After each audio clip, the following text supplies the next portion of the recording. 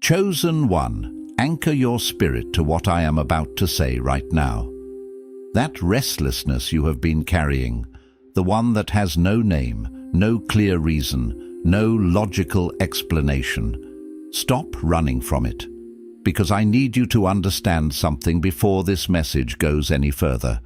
God has already made his decision about you, not tomorrow, not after you fix what you think is broken, not after you prove yourself one more time. The decision has been made, and what he has decided is this: you are leaving. The place you are in right now, the season, the struggle, the stagnation, your time there is finished.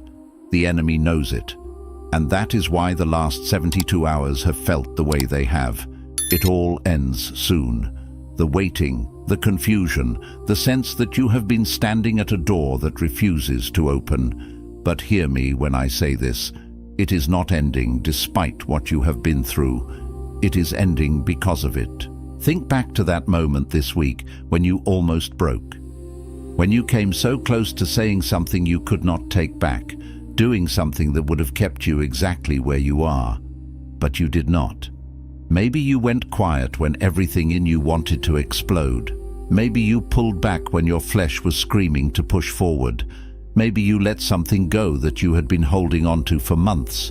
You thought that was you giving up. You thought that was defeat. That was the final act God was waiting for. You did not find this message by accident. The algorithm did not bring you here. God did. This is a divine appointment that was written before your name was spoken into the earth. You are standing at the threshold of your departure, and heaven has sent this word as your clearance. Stay until the very last second, because in the next few minutes, I am going to deliver the verdict heaven has already issued over your life. I am going to walk you through the exact signs that confirm your departure is imminent, not eventually, not someday, but soon. And at the end, I am going to give you the declaration that seals this transition and closes every door that has been trying to pull you backward. Do not click away. Your future self, the one already living in what God promised, is calling you forward. If you leave now, you leave before the decree is read. I know what the atmosphere has felt like. Not just this week, the last several weeks. There has been a strange combination of heaviness and electricity, like something is ending and beginning at the same time, but you cannot tell which is which. Maybe you have been waking up at 3 a.m. in the morning with a knowing you cannot explain, a stirring in your chest that is not quite peace and not quite fear, but something deeper than both. Or maybe you have been sitting in silence more than usual, not because everything is fine, but because something in your spirit keeps telling you to be still, to wait, to not make a move yet.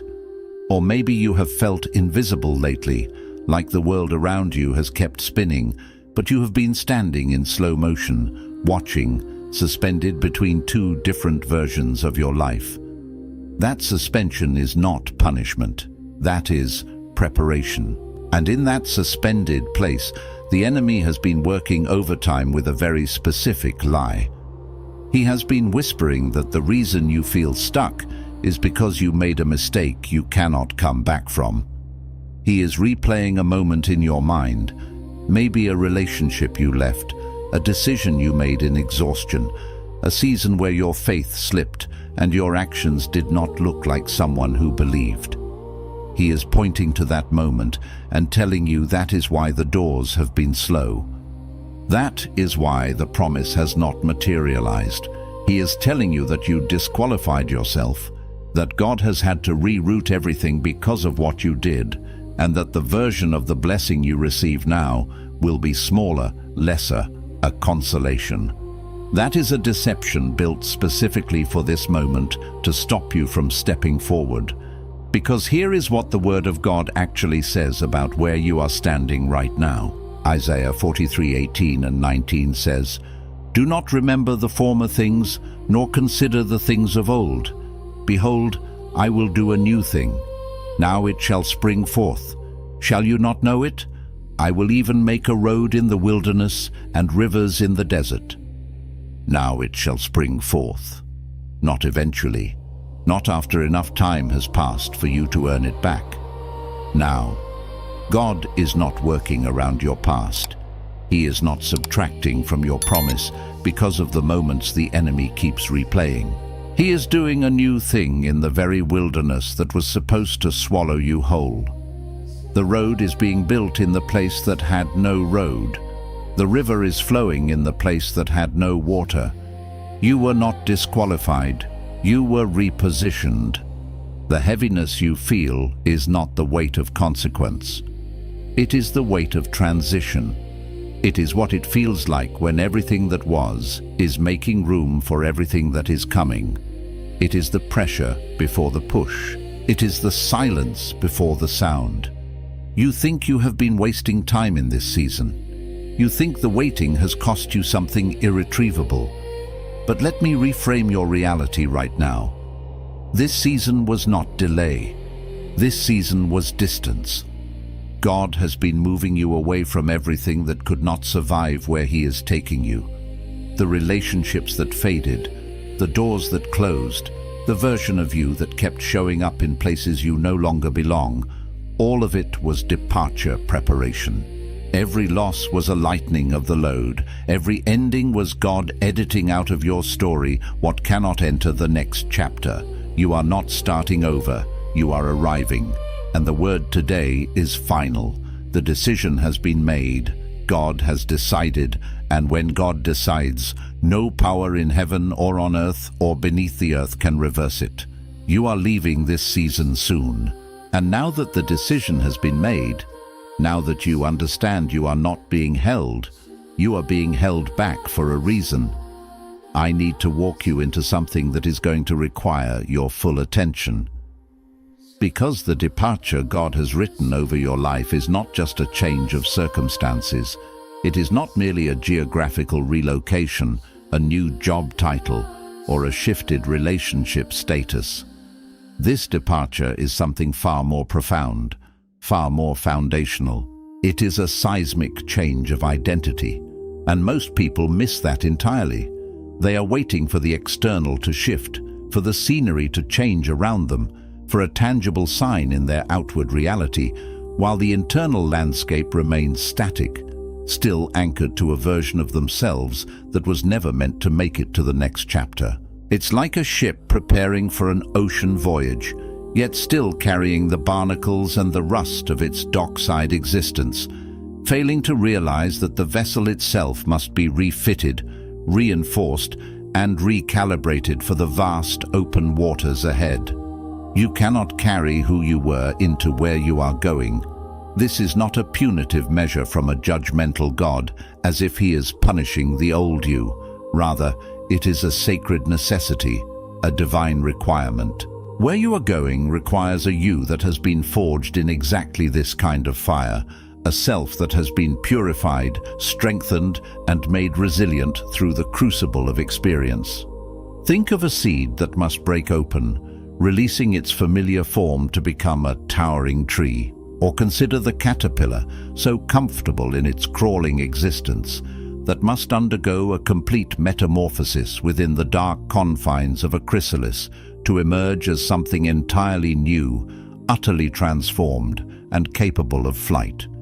You are being prepared for flight, and the old skin simply won't suffice for the new wings you are about to unfurl. This forging is not a destruction, but a divine reconstruction, preparing you to hold the weight of your destiny.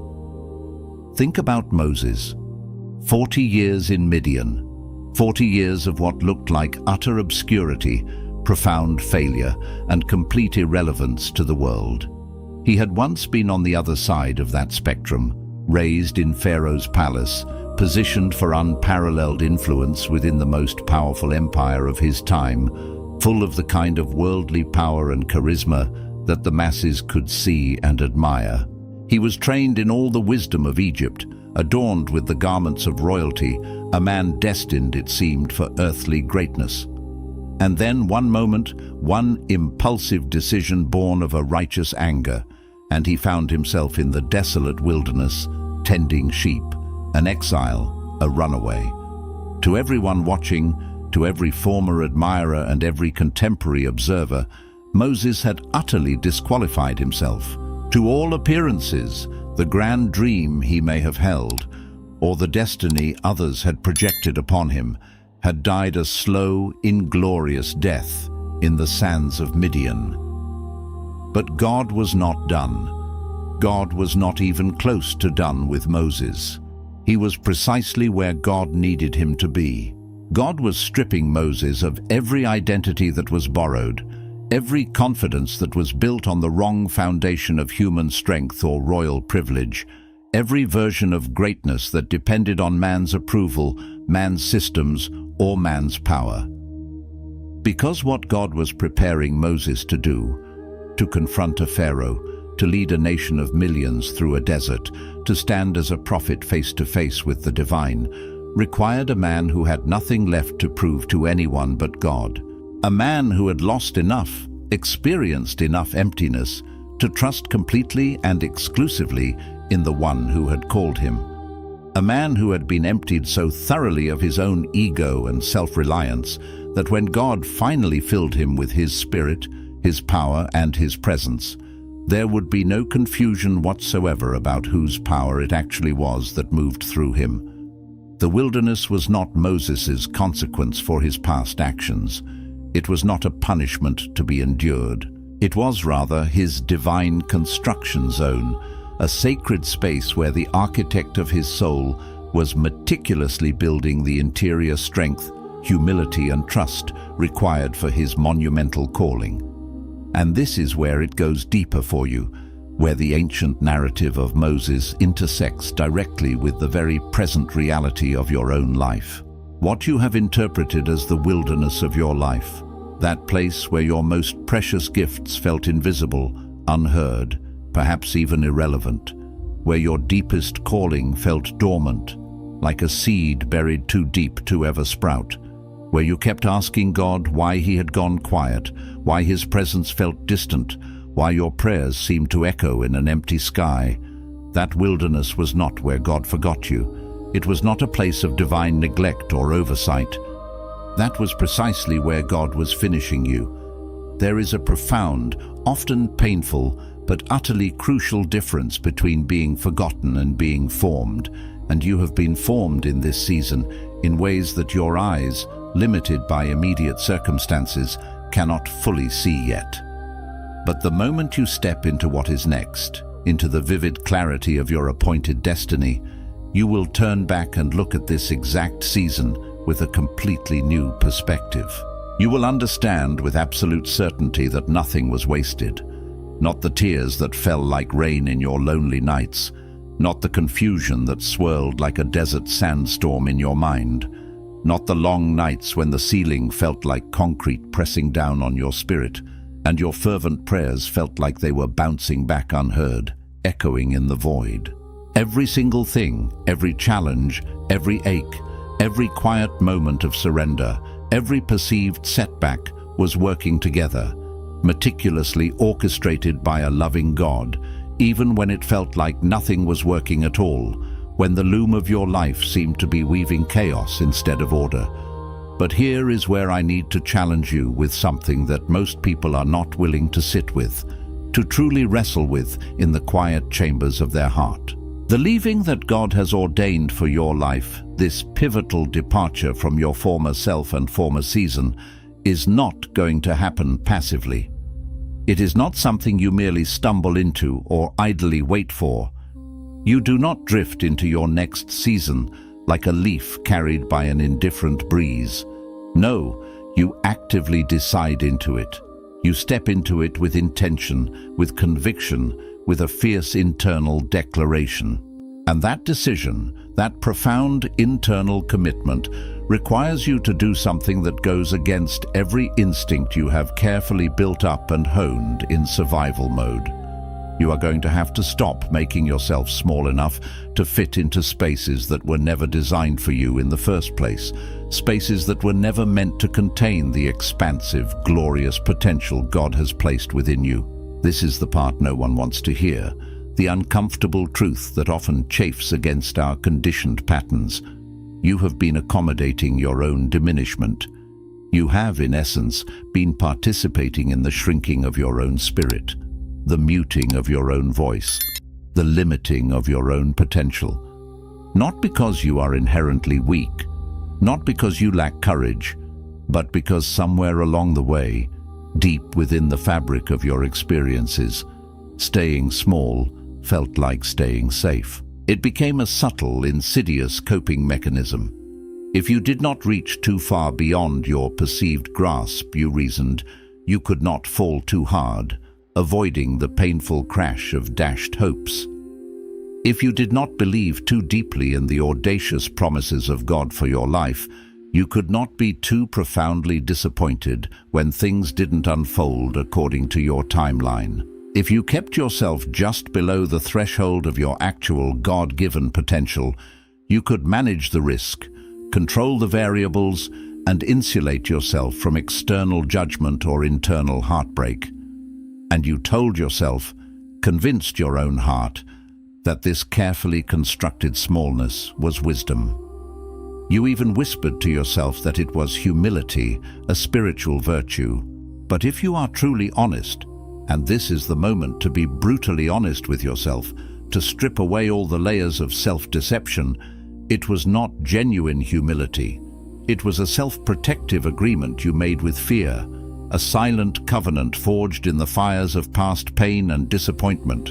And that agreement has had your name on it long enough. It's time to revoke that signature.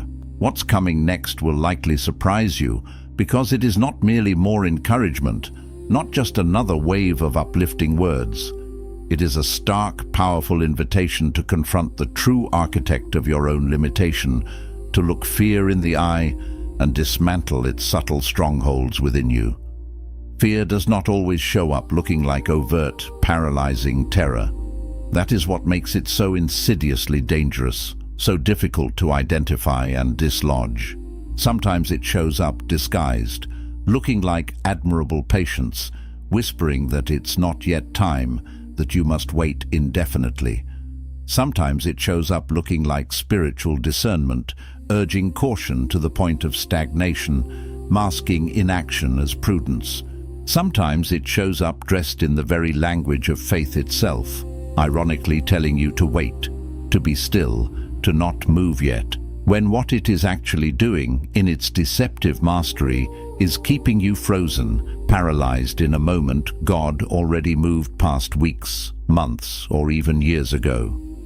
There is a counterfeit stillness that subtly disguises itself as holy surrender, presenting itself as devotion, but it is not true surrender to God's active, dynamic will. It is, in reality, a surrender to delay, a concession to the fear of stepping out. And you will know the difference, discern the true from the false, because true holy stillness carries an undeniable peace, a peace that is alive, warm, expansive, a deep-seated tranquility that settles your spirit even amidst uncertainty, the very peace of God that surpasses all understanding. Philippians 4:7. But this other stillness, the one fear builds and maintains, carries a low-grade dread, a subtle dis-ease, an underlying tension. It carries the quiet anxiety of someone who is waiting for permission they have already been abundantly given by the King of the universe. God has already given you permission. His decree has gone forth, written into the very fabric of your being and your calling. The only remaining question, the only true hurdle, is whether you will finally give it to yourself. And this brings you to the place where the real turning point lives, where the pivot from stagnation to divine acceleration truly occurs, because you simply cannot walk into your next season still waiting for someone else, anyone else, to validate what God has already profoundly verified in your spirit. There are people in your life, cherished individuals whom you love deeply, people whose opinions have mattered immensely to you over the years, who have simply not been able to see what is truly on your life, what God is doing, what He is building. Not because they are bad people, not because they wish you harm or consciously want to hold you back, but because they can only see you, perceive you, and affirm you through the lens of who you have been, through the familiar patterns and roles you've played in their lives. And what God has placed on you, the glorious new thing He is springing forth, can only be seen through the lens of who you are becoming, the version of yourself that is emerging from the chrysalis. And if you keep waiting for their external affirmation, their verbal confirmation, before you dare to move, you will, regretfully, wait forever. Because they cannot affirm a version of you they have not yet witnessed, a reality they have not yet observed with their natural eyes. Their understanding will catch up, but only after you have bravely taken the first step. You have to move first. You have to step out in faith and trust. The affirmation, the external validation you long for, follows the action. The confirmation, the tangible proof that you are on the right path, comes after the decisive step has been taken. It is the principle of sowing and reaping, of faith preceding sight. Think of Elisha when Elijah, his mentor and prophet, placed the prophetic mantle on his shoulders, signaling a transfer of anointing and calling. Elisha did not fully understand in that moment what was truly being given to him. He did not have a complete panoramic revelation of what his life would look like in the years to come as a prophet. He certainly did not have a detailed step-by-step map of exactly where this new, daunting calling would take him or how it would all unfold. He simply responded with immediate, radical obedience. He burned his plows, effectively destroying his means of retreat, severing all ties to his former life and livelihood. He said a definitive goodbye to what he knew, to the comfort and familiarity of his past, and he followed Elijah. He let the very tools of his former life, the instruments of his old identity, become fuel for the sacred fire of his moment of transition, and it was that decisive release. Not a perfectly timed, fully informed, fear-free release, which rarely happens in the spiritual journey, but a raw, courageous, decisive one that positioned him to receive a double portion of what had rested on his predecessor, Elijah. His boldness opened the heavens for him. The double portion does not come before the departure. It comes precisely because of it, as a direct result of your willingness to let go, to step out, and to trust God with an open, unreserved heart. Stay with me, because what I am about to share next is the part that often breaks the cycle for most people, the missing piece that prevents them from fully moving forward, and it absolutely cannot be skipped or glossed over. There is something deeply significant that has been growing in you this season, quietly, subtly, something you may not have fully named or acknowledged yet. It is a grief. A real and legitimate grief over the version of your life that did not happen the way you so meticulously expected, the way you dreamed, the way you prayed for it to unfold. It's the grief over the timeline you had meticulously constructed in your mind, the intricate blueprint of your future that now lies shattered. It's the grief for the relationship that was supposed to look different by now, stronger, healthier, more complete. It's the lament for the achievement, the milestone, the recognition that was supposed to have arrived by this point in your journey. It's the silent sorrow for the version of yourself that was supposed to be further along, more successful, more together by now. And because that grief has not been consciously named, because you have not given yourself full, compassionate permission to truly feel the weight of what did not come to pass in the way you so vividly imagined, it has been living underneath everything. It has been a quiet, subterranean current flowing beneath the surface of your outward faith. It lies underneath the declarations you boldly make, underneath the Sunday mornings and the vibrant worship moments, underneath the fervent prayers you offer. It has been sitting there, quiet and heavy, like an anchor you didn't realize was dragging, creating a subtle but persistent spiritual static that has made it harder to hear clearly, harder to discern God's voice amidst the internal noise. You are allowed to grieve what did not happen the way you dreamed. This is not a weakness, it is a profound act of humanity and spiritual honesty. God does not ask you to pretend the loss was not real. He does not demand that you perform superficial gratitude over a pain you have not yet fully processed or acknowledged. David, a man after God's own heart, did not do that. We see him weeping openly, inconsolably, over the death of his son Absalom, even amidst his kingship. David cried out in the Psalms from the bottom of genuine human sorrow, expressing raw anguish, confusion, and lament. Psalm 13, Psalm 22, Psalm 55. He did not package his pain into a neatly tied, consumable testimony before it was even finished being formed in his soul. He brought the raw, unfiltered, sometimes ugly, version of what he was feeling directly to God, pouring out his heart without reservation, and he stayed in that vulnerable, honest place until something deep within him shifted, until the healing touch of God began its work. And what came out on the other side of that deep, authentic grief was not a diminished David, not a broken man, permanently scarred. What came out was a David who had been excavated so deeply, so thoroughly, that God could plant something in him that could not be uprooted by any earthly storm or future sorrow. The grief, therefore, is not the opposite of your breakthrough. It is not an impediment to your progress.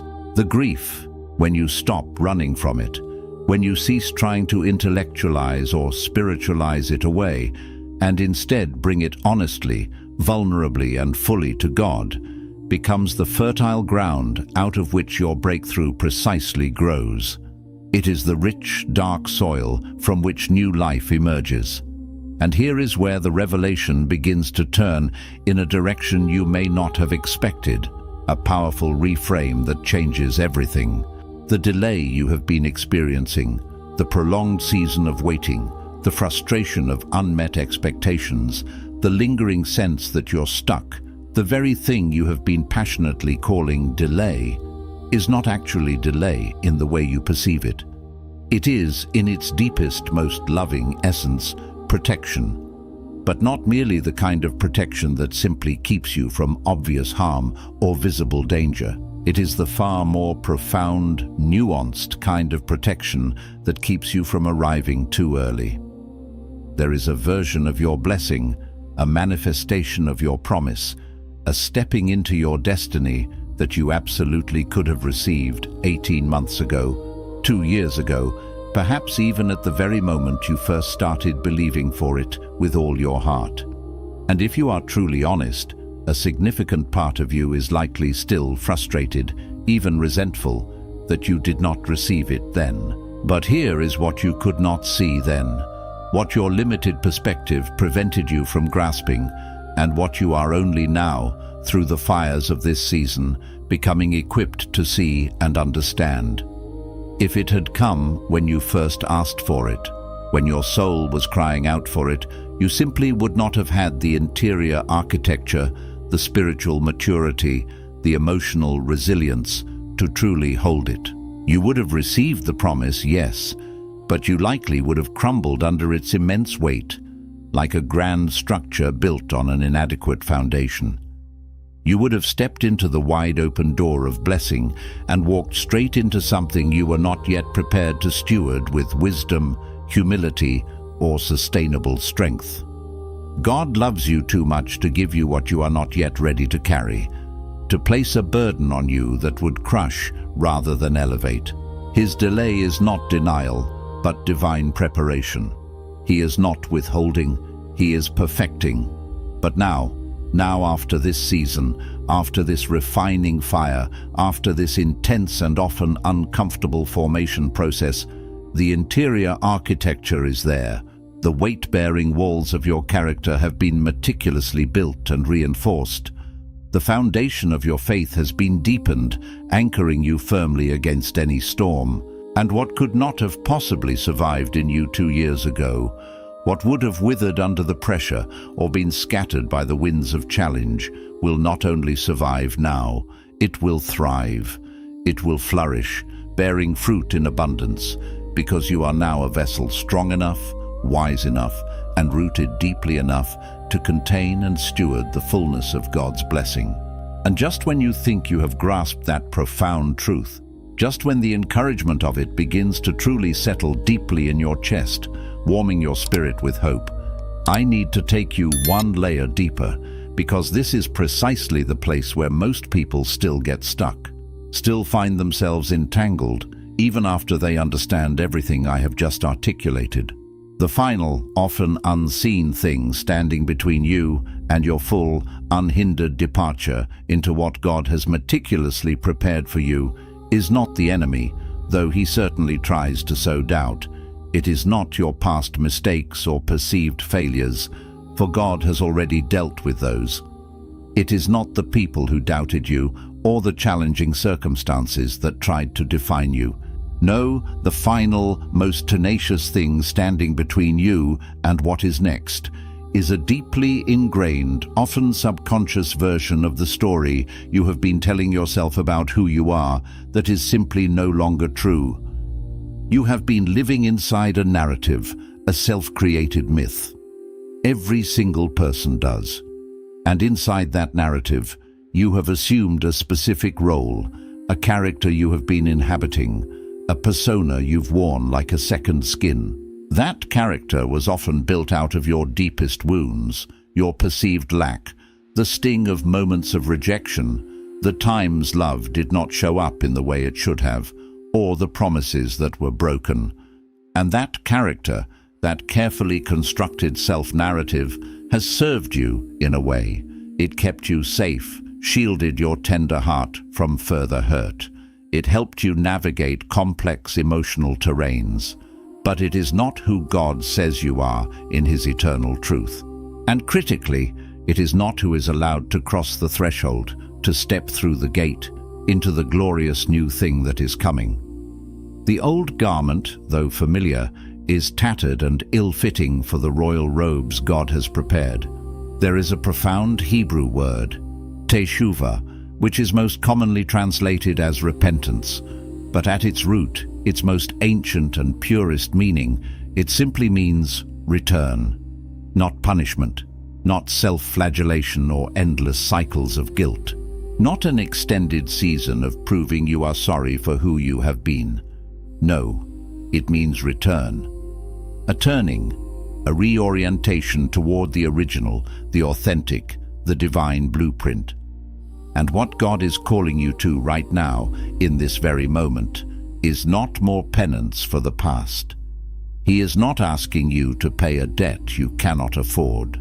He is calling you to return to the original version of yourself, the one He imagined, the one He spoke into existence before the world got its hands on you and began to imprint its limitations and expectations, before the rejection of others shaped your self-perception into something distorted, before the disappointment of life's broken promises trained your expectations to be perpetually low, before the constant hum of survival mode rewired your nervous system to expect loss, to brace for impact, to live in a state of hypervigilance.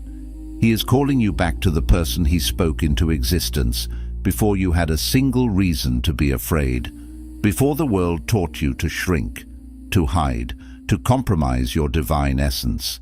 He is calling you back to innocence, to boldness, to trust, to the unshakable truth of your belovedness. And here is the part that changes everything, the part I have been building toward from the very first word of this message, the culminating truth that can unlock your future in an instant. The life you have been so patiently, so desperately waiting for, the breakthrough you've been yearning for with every fiber of your being, is not in front of you in the distant, abstract way you have been picturing it. You have been looking forward, straining toward a future that feels perpetually far away, aching for a horizon that never seems to get closer, always receding with your approach. But the breakthrough is not as far away as it looks. In fact, it is not in the distance at all. It is not something you have to chase across a vast expanse of time or effort. It is in the decision. It is in the next moment of alignment, The next choice, made not from your wounded identity, not from the character you've been playing, but from your true, authentic, God-given identity. It is the next step, taken not from fear dressed up as wisdom, not from a cautious retreat disguised as patience, but from the actual palpable peace of God that surpasses all human understanding, a peace that flows from profound trust. It is that close. It is one interior shift away, not 1 year away, not one more difficult test away, not after one more painful refinement. The final purification has been completed. The distance between you and your promise is not time. It is not a matter of waiting out another clock cycle. It is agreement. And when you come into agreement, full, unguarded, unhesitating agreement with what God has already decided, already declared, already established about your life, you will suddenly look up and realize you are already there.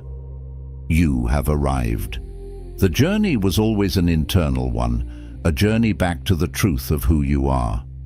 Now, before you move from this moment, I want to give you something to carry with you, not just as a declaration you perform, but as a truth you receive into the deepest part of yourself. Place your hand over your heart right now, in whatever space you're in, and say this with your whole being. I release the version of myself that was built by what I survived. I release the narrative that fear wrote and the identity that pain assigned. I return to who I was before the world had a word to say about me. I receive the new thing God is springing forth in this moment, not eventually, not someday, but now. I agree with heaven's verdict over my life. I am not delayed. I am not disqualified. I am not diminished. I am departing from this season with everything that was forged in the fire, and I am leaving behind everything that was never meant to come with me. My breakthrough is not coming. It is here. It is in this decision. It is in this moment of return. I walk forward. I step through. And I will not look back. If this word landed in you today, do not let it dissipate. Do not let it become just another fleeting thought or a passing emotional uplift. Watch it again. Let it sink deeper into the fertile soil of your spirit. Share it with someone who is standing at their own threshold and does not yet know it, who needs this precise truth to illuminate their path. And leave a word in the comments, not for engagement, but as an act of declaration, an act of anchoring this truth in your reality. Write it out. What are you departing from? What are you arriving into? Because there is profound power in naming it. There is transformative power in making it visible, in speaking it into existence. And someone else, navigating their own silent struggle, needs to read what God is doing in your life, to find the courage and the faith to believe He is doing the same in theirs. This word was for you, and it is finished.